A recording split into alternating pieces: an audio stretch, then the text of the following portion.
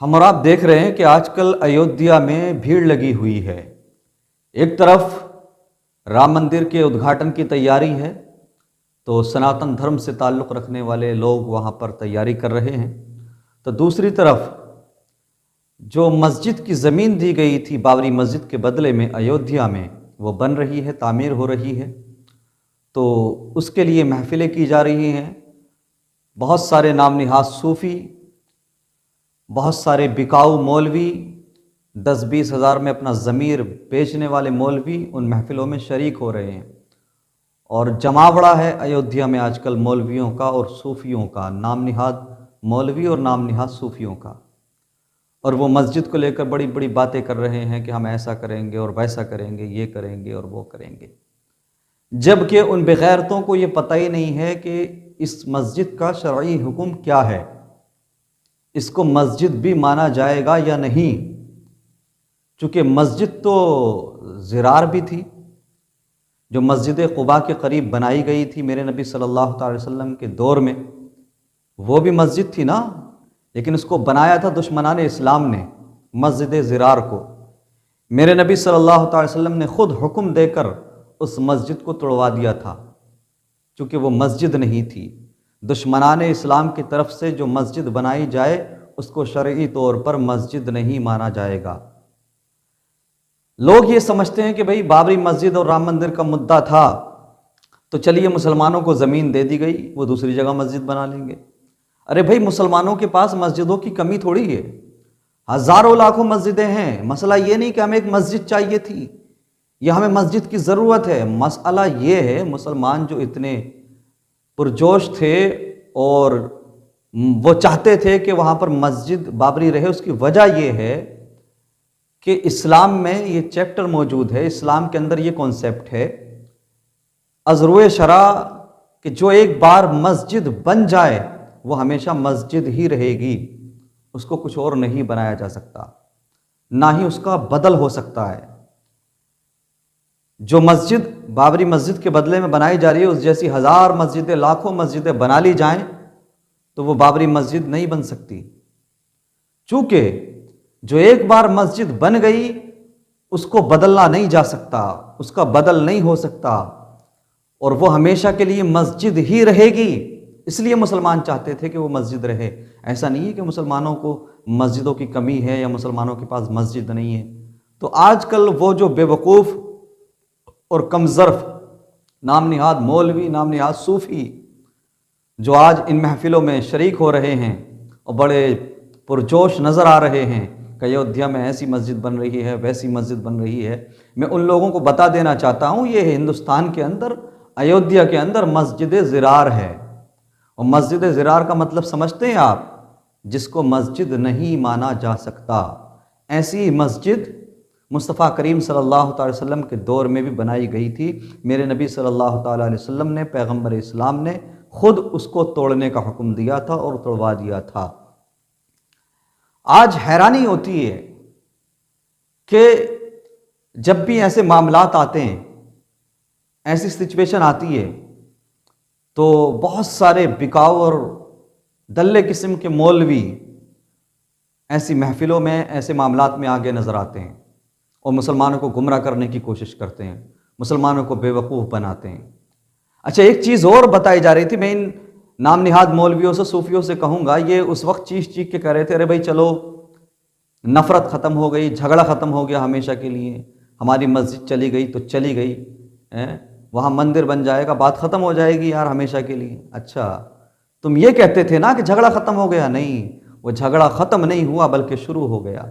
देखा नहीं, एक ली थी तो अब दूसरी ईदगाह मस्जिद, यानी कि मथुरा की मस्जिद, ईदगाह मस्जिद जो है उसकी तैयारी है, तीसरी ज्ञानवापी की तैयारी है। न जाने कितनी ऐसी मसाजिद हैं जिनका सर्वे का ऑर्डर दे दिया गया है और जिनको निशाने पर, टारगेट पर रखा गया है। कहाँ आए वो लोग जो कहते थे कि राम मंदिर और बाबरी मस्जिद का चलो जो भी फैसला हुआ हमें कबूल कर लेना चाहिए, बात ख़त्म हो जाएगी, अब ऐसे हालात पैदा नहीं होंगे बाद में। कहाँ आए वो बेगैरत लोग? देखें ज़रा, आज मथुरा के ईदगाह भी ख़तरे में है, ज्ञानवापी मस्जिद भी ख़तरे में है, उसके अलावा न जाने कितनी और मसाजिद हैं, आए दिन हम खबरों में पढ़ते हैं कि उन पर भी अब दावा किया जा रहा है। मसला यहां पर समझने की कोशिश की जाए। वजह यह नहीं थी कि एक मस्जिद दे देंगे तो मामला ख़त्म हो जाएगा, नहीं, ये मामला ख़त्म नहीं हुआ है, ये मामला बहुत आगे तक बढ़ गया है। और हमारे हिंदुस्तान के जो ज़िम्मेदार हैं, जो हुक्मरान हैं, उन्हें शायद यही लगता है कि हिंदू मुस्लिम करने से ही, ये नफ़रत की राजनीति करने से ही हमारे देश की, हमारे मुल्क की तरक्की हो जाएगी। जबकि इतिहास गवाह है, सारी दुनिया जानती है, किसी भी मुल्क की तरक्की रिलीजियस वे पर जाकर पॉलिटिक्स करने से कभी नहीं हो सकती। अगर ये इस मुल्क की तरक्की चाहते हो तो फिर सारी अक़वाम को अपने साथ लेकर चलो, सबके हुकूक, सबके राइट्स की परवाह करो, सबके अधिकार की परवाह करो, और नफ़रत को मिटाने की कोशिश करो, नफ़रत को बढ़ाने की नहीं। आज नफ़रत चरम पर है, आज नफ़रत इंतहा पर है। आज हिंदुस्तान में बसने वाले हिंदुस्तानी नागरिक एक दूसरे को नफ़रत की निगाह से देख रहे हैं। इसकी वजह क्या है, इसका रीज़न क्या है? लोग उतने बुरे नहीं थे, कमी लोगों के अंदर नहीं थी, लेकिन नफ़रत की राजनीति करने वालों ने अपने मफाद की खातिर, अपने वोटों की खातिर, अपने ज़ाती मफाद के लिए हिंदुस्तानी नागरिकों के दिलों में एक दूसरे के लिए नफ़रत फैला दी। और धर्म के नाम पर जो चरस बेची जा रही है, जो अफीम पिलाई जा रही है, यकीन मानिए इससे तरक्की नहीं हो सकती। आप क्यों भूल जाते हैं? मुझे बताइए, अगर यह मुल्क भगत सिंह का है तो यह मुल्क वीर अब्दुल हमीद का भी है। अगर इस मुल्क के लिए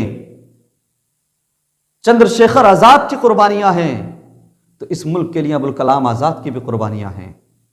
इस मुल्क का नाम रोशन अगर गांधी जी ने किया है तो डॉक्टर APJ अब्दुल कलाम ने भी इस मुल्क को मिसाइल देकर इसकी ताकत बढ़ाई है। अगर इस मुल्क के लिए सनातनी लोगों ने अपनी गर्दनें दी हैं तो अल्लामा फजल हक खैराबादी से लेकर सैयद काफी रहमतुल्लाह अलैह मुरादाबादी तक हजारों उलमाए किराम ने अपनी गर्दनें कटाई हैं।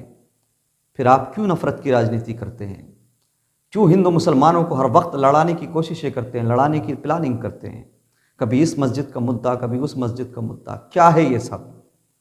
क्या इन चीजों से देश की बेरोजगारी खत्म होगी?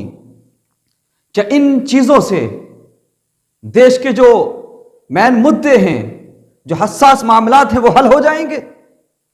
आपको परवाह होना चाहिए, आपको यह ख्याल होना चाहिए, इसकी परवाह होना चाहिए कि हमारे नौजवान बेरोजगार हैं, उन्हें रोजगार कैसे दिया जाए, नौकरियां कैसे दी जाएं, सड़कें बेहतर कैसे बनाई जाएं, बिजली को सस्ता कैसे किया जाए, मुल्क की इकोनॉमी को मजबूत कैसे किया जाए।